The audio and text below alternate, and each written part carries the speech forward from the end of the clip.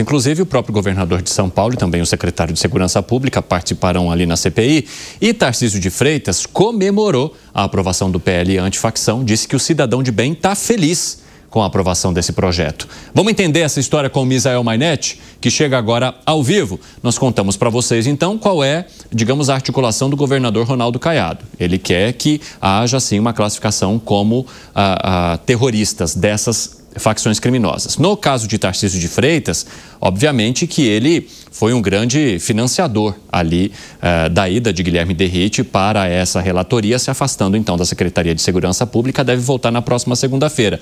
E é claro que Tarcísio agora vai querer também, digamos, ter o seu saldo positivo com essa liberação. Conta pra gente, Misael, bem-vindo. É exatamente sobre isso, é sobre saldo positivo. O governador não perdeu tempo e postou um vídeo nas redes sociais. Evandro, boa tarde para você e para todo mundo que acompanha o 3 em 1. Tarcísio de Freitas, do Republicanos, comemorou essa sexta versão do projeto de lei antifacção, que foi encabeçado aí, né, como relator Guilherme Derrite. Tarcísio enviou Derrite, né, que estava como secretário, voltou como deputado federal para tratar desse projeto. E aí, depois de toda essa saga envolvendo, né, direita, esquerda, ajustes no texto, Tarcísio viu motivos para comemorar o projeto aprovado. Acompanhe o que o governo disse nas redes sociais. Hoje o cidadão brasileiro, o cidadão de bem, tem motivo para comemorar, porque a aprovação do marco legal de combate às facções criminosas sepulta definitivamente a era da leniência. O Brasil resolveu chamar essas facções pelo nome certo e decidiu enfrentar o seu maior inimigo. O marco legal representa o início de uma nova etapa, porque aquele que vem dominando o território, levando terror às comunidades, enfrentando o Estado brasileiro, vai perder. Aqueles que votaram contra resolveram enfrentar o tema pela lente da ideologia, mas o Brasil resolveu enfrentar o tema pela lente da realidade. Resolveu enfrentar o seu maior inimigo, o crime organizado. Como resultado, nós temos novos tipos penais, aderentes à realidade, ao dia a dia das facções criminosas, o endurecimento drástico de penas, a retirada de benefícios, o fortalecimento da execução penal, a possibilidade maior de asfixia financeira, inclusive com perdimento acelerado de bens e a intervenção em pessoa jurídica. Parabéns à coragem do presidente Hugo Mota e também ao trabalho profissional dirigente do Guilherme Derrite, que foi o relator. A segurança pública voltou ao centro do debate nacional e quem não entendeu isso, não entendeu o Brasil. Viu só? Usou aí o termo facções criminosas, mas disse também, né, sobre esses criminosos levarem terror para a cidade de São Paulo. Falou que o cidadão de bem quer essas pessoas presas, trabalhando com a máxima de bandido bom é bandido preso. Já já a gente vai ver isso em outra declaração de Tarcísio. O que é interessante mostrar e avaliar também nessa declaração postada nas redes sociais, quando ele fala de ideologia.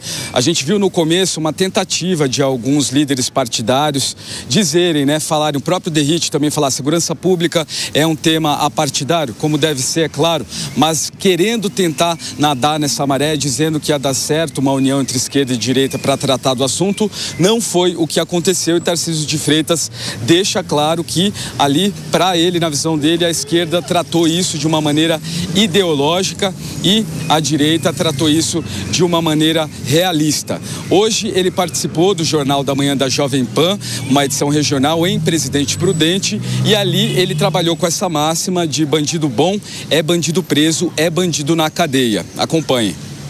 Esse projeto de lei que combate as organizações criminosas está indo no sentido do endurecimento de pena. A sociedade está dizendo, basta, eu não quero mais o Estado leniente. E até houve muito debate sobre isso, enquanto a esquerda veio muito na lógica, né, da ideologia, enxergou esse projeto com a lente da ideologia. Eu acho que o Congresso enxergou o projeto com a lente da realidade. Estão procurando dar a resposta que o cidadão busca, a resposta que o cidadão quer. E o cidadão quer bandido na cadeia, porque o bandido bom é o bandido preso.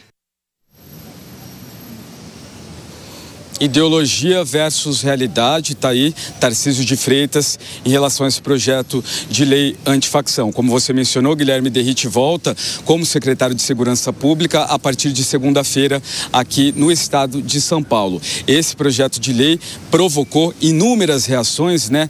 Tanto da bancada de esquerda quanto da bancada de direita. A gente viu diversas movimentações e reações a respeito disso e isso deve perdurar. A gente vai continuar acompanhando e trazendo para vocês aqui. Aproveitando que esse é o tema número 1 das eleições também, se ele resolver se candidatar, vai dar para usar isso, hein?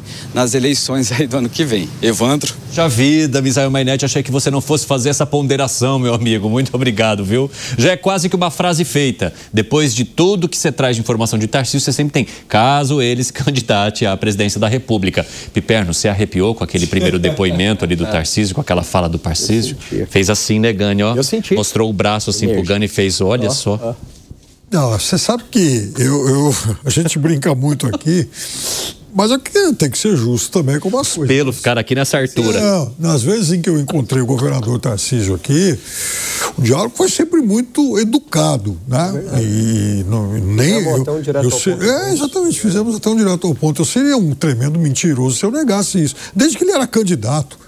E que ele contava boas histórias de bastidores, inclusive. Ele é alguém de um bom diálogo e eu compartilho com ele, por exemplo, uma grande preferência pelo transporte sobre trilhos. Nós já conversamos sobre isso algumas vezes aqui. Agora, eu me divirto muito quando eu vejo esses vídeos aí de pré-campanha, né? É um vídeo de pré-campanha, claramente, porque assim, eu guardaria esse material, se fosse do outro lado, para usar na campanha. Então, dá para ir picotando muitas frases do que ele disse, né?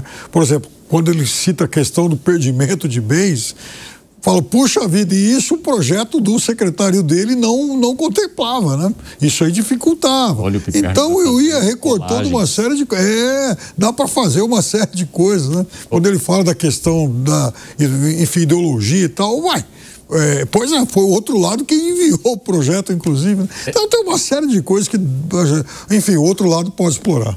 Ô Zé, é um discurso já eleitoral? Campanha.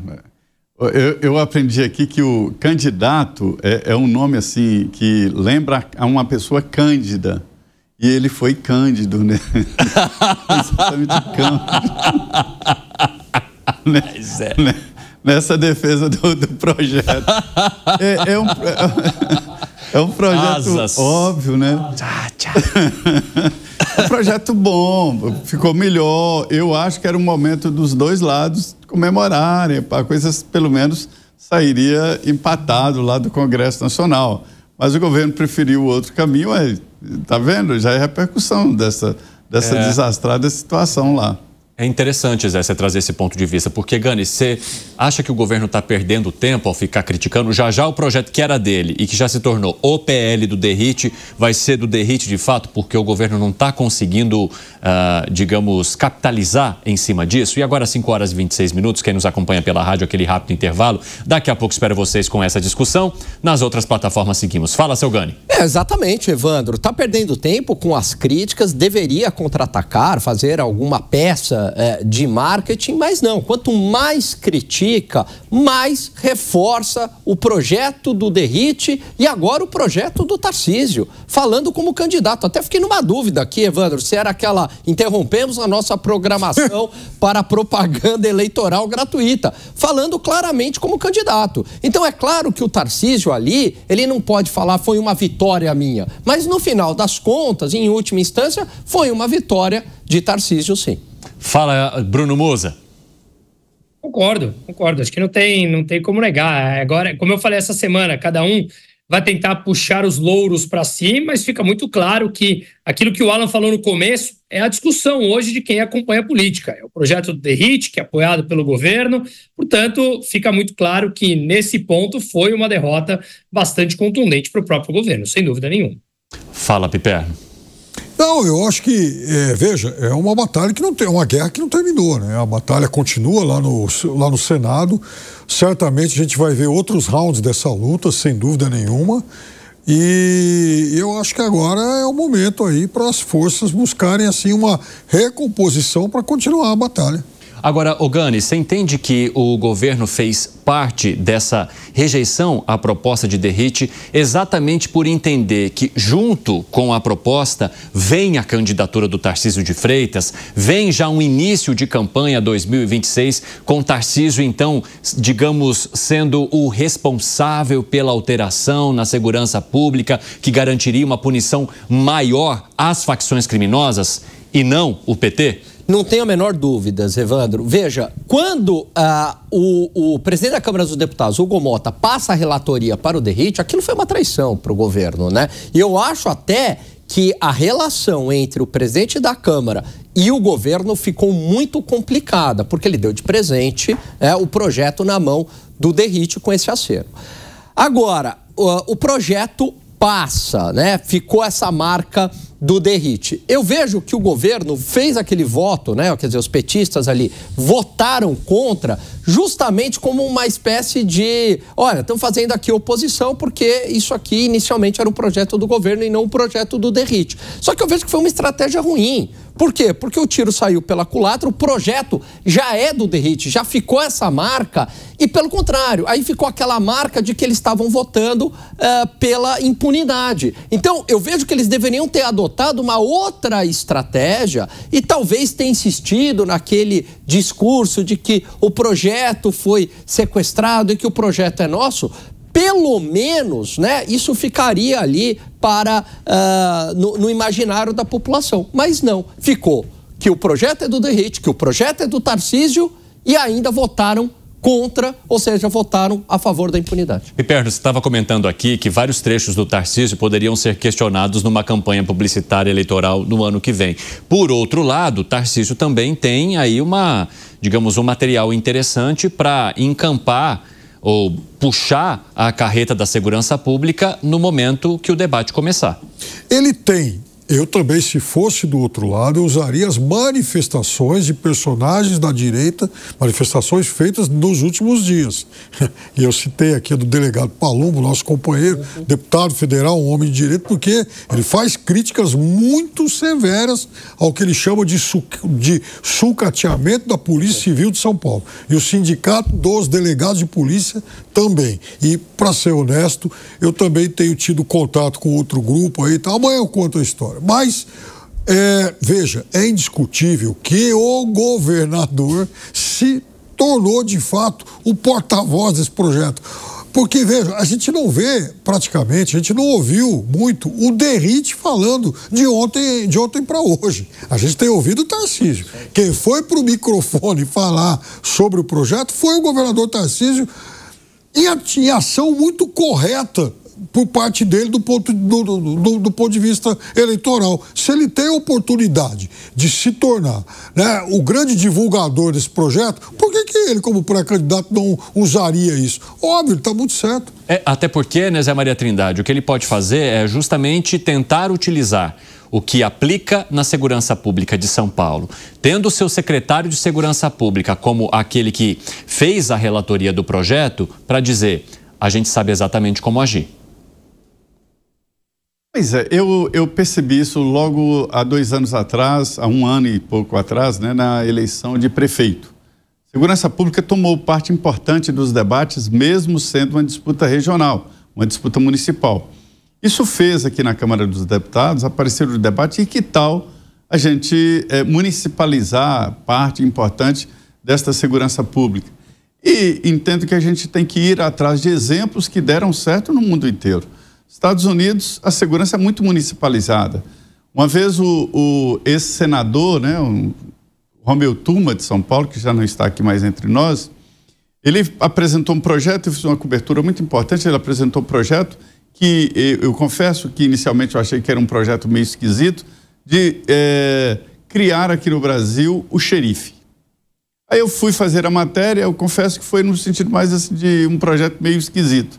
Quando eu cheguei lá e vi os argumentos, a justificativa do xerife e da força que o xerife exerce no município, a ligação dele com o prefeito, com os vereadores e com a comunidade, o xerife é eleito nos Estados Unidos pela comunidade, né?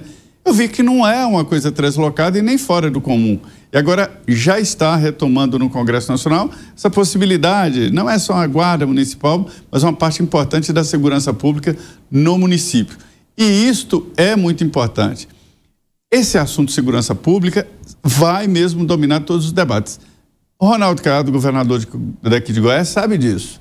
Ele valoriza a polícia. É isso que tem que ser feito. Não é só essa lei. A lei antifacção é importante, mas o mais importante é valorizar a polícia. É preciso dar dignidade, salário e segurança jurídica à polícia. E voltando ao caso de São Paulo, muita gente me diz que o tendão de Aquiles da gestão Tarcísio é a segurança pública, porque o sentimento de insegurança do pessoal de São Paulo é assim, chega a ser ridículo aqui.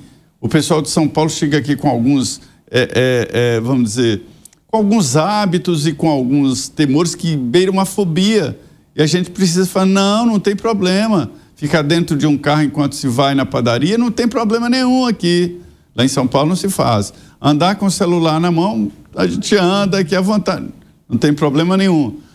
O secretário de Segurança Pública me disse que veio uma influencer aqui com o celular andando e tal, e transmitindo ao vivo. Aqui eu posso andar com o celular. E ele torcendo para o celular não ser levado, né? Porque estava ao vivo. Mas, enfim, a segurança pública será um debate importante. Exatamente. Remate, Bruno Musa. Completo, né? Eu acho que, para finalizar, a percepção que o Zé Maria falou do celular na rua, seja aqui ou acolá em qualquer cidade, ela ultrapassa muitos dados que são divulgados. É a percepção do dia a dia. E talvez aí, Zé Maria, você esteja mais sortudo do que aqui em São Paulo. Hoje eu saí para almoçar aqui na JK, onde fica o meu escritório, e realmente, toda vez que toco o telefone, eu entro ou num posto de gasolina ou numa loja para atender. A sensação realmente é de impotência gigantesca. Mesmo que digam que os dados possam estar melhorando, a percepção de segurança é muito ruim. E isso pode ter chegado ou precisa estar chegando ao final. Não dá mais.